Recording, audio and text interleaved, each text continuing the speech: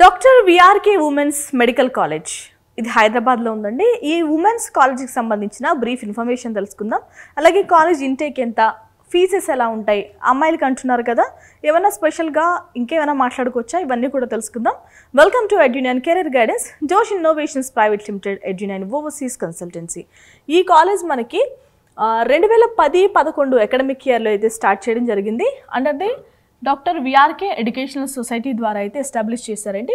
మొదటిగా మనకి college intake వచ్చేసి 100 సీట్లతో అయితే స్టార్ట్ చేశారు. సో ఇదే కంటిన్యూ అవుతుంది.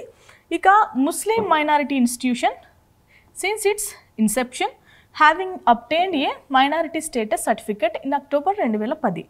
సో ఫస్ట్ మనకి ముస్లిం మైనారిటీ ఇన్స్టిట్యూట్గా అయితే దీనికి గుర్తింపు వచ్చింది. మైనారిటీ స్టేటస్ ఉన్న కాలేజ్, ఓకేనా. మైనారిటీ స్టేటస్ సర్టిఫికేట్ కూడా ఉందండి. 2010 అక్టోబర్లో అయితే వచ్చింది ఈ స్టేటస్ అనేది. ఇక affiliated to Kaloji Narayana Rao university of health sciences, దీని అఫిలియేషన్లోనే ఉంది.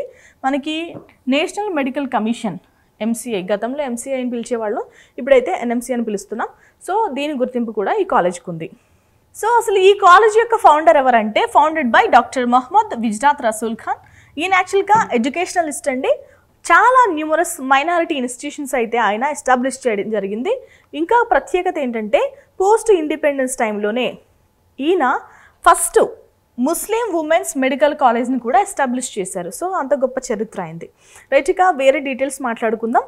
అసలు ఈ కాలేజ్ యొక్క ఉద్దేశం ఏంటంటే, empower female students especially from the Muslim and lower income background. So ఈ రెండు స్ట్రీమ్స్కి ఎవరైతే చదువుతారో వాళ్ళని ఎంపవర్ చేయడమే ఈ కాలేజ్ యొక్క ముఖ్య ఉద్దేశం, ఓకేనా. రైట్, ఇక ఎలిజిబిలిటీ క్రైటీరియా ఏంటి? డాక్టర్ విఆర్కే ఉమెన్స్ మెడికల్ కాలేజ్లో చదువుకోవాలి అంటే ఉండాల్సిన ఎలిజిబిలిటీ ఏంటండి అంటే, మీరు 17 సంవత్సరాలు నిండి ఉండాలి. 31 డిసెంబర్ 2025-26 అకాడమిక్ ఇయర్ కాబట్టి 2025 టైంకి మీరు 17 సంవత్సరాలు నిండిపోయిన విద్యార్థి అయి ఉండాలి. అండ్ మీరు 10+2 చేసి ఉండాలి.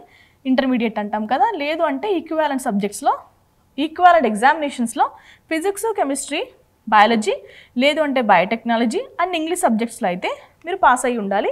సో మీరు కనుక జనరల్ కేటగిరీ అయితే 50% కంటే తక్కువ రాకుండా, ఫిజికల్లీ హ్యాండిక్యాప్డ్ అయితే 45% కంటే తక్కువ రాకుండా, ఎస్సీ, ఎస్టీ, బీసీ అయితే కనుక 40% కంటే తక్కువ రాకుండా యాన్యువల్గా మీకు మార్క్స్ వచ్చి ఉండాలి.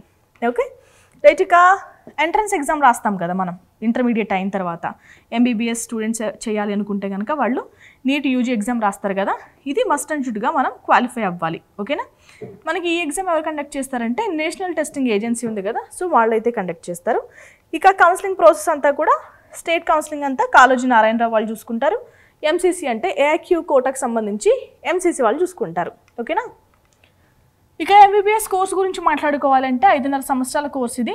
ఇందులో 4.5 సంవత్సరాల కోర్స్ చదువుతాం, 1 సంవత్సరం ఇంటర్న్షిప్ చేస్తాం. కాలేజ్ యొక్క టోటల్ ఇంటేక్ వచ్చేసి 100 సీట్లు. మనం మాట్లాడుకుంటుంది ప్రైవేట్ కాలేజ్ కాబట్టి, సో 2 క్లాసిఫికేషన్స్ ఉంటాయి. ఇందులో మేనేజ్మెంట్ కోటా కూడా ఉంటుంది, స్టేట్ కోటా కూడా ఉంటుంది. రెండు కూడా Kaloji Narayana Rao university of health sciences వాళ్ళే టేక్ కేర్ చేస్తారు. రైట్గా కరీంనగర్ కోటా విషయానికి వస్తే 60 సీట్లు, మేనేజ్మెంట్ కోటా విషయానికి వస్తే 40 సీట్ల ఇంటేక్తో అయితే ఉందండి. ఇక ఫర్దర్ డీటెయిల్స్ చూసుకుందాం. ఫీజు గురించి మాట్లాడుకుందాం. కేటగిరీ ఏ వాళ్ళకైతే మనకి 60,000 రూపాయలు అయితే అవుతుంది. కేటగిరీ బి వాళ్ళకైతే మనకి 12 లక్షల రూపాయలు. కేటగిరీ సి వాళ్ళకైతే 24 లక్షల రూపాయలు అయితే అవుతుంది. ఇది నేను చెప్పింది ఓన్లీ ట్యూషన్ ఫీజు మాత్రమే. ఇది ఒక్కొక్క సంవత్సరానికి పే చేయాల్సిన ఫీజు. దీంతో పాటు అదనంగా మనకి రిజిస్ట్రేషన్ ఫీజు అని, ఈ లైబ్రరీ ఫీజు అని, ల్యాబ్ ఫీజు అని, సో ఇవన్నీ కూడా అవుతాయి. 1,00,00,000 వరకు కూడా ఖర్చు అయ్యే అవకాశం ఉంటుందండి. రైట్, ఇక విఆర్కే ఉమెన్స్ మెడికల్ కాలేజ్లో చదువుకోవాలి అంటే ఉమెన్స్ కాబట్టి ఫస్టే సెక్యూరిటీ చూస్తారు. సో హాస్టల్స్ ఉన్నాయంటే హాస్టల్స్ అయితే ఉన్నాయి. ఇంకా కెపాసిటీ గురించి అయితే 600 కెపాసిటీ అయితే ఉంది. 300 మంది స్టూడెంట్స్ అయితే ఫిల్ చేయొచ్చు, ఓకే.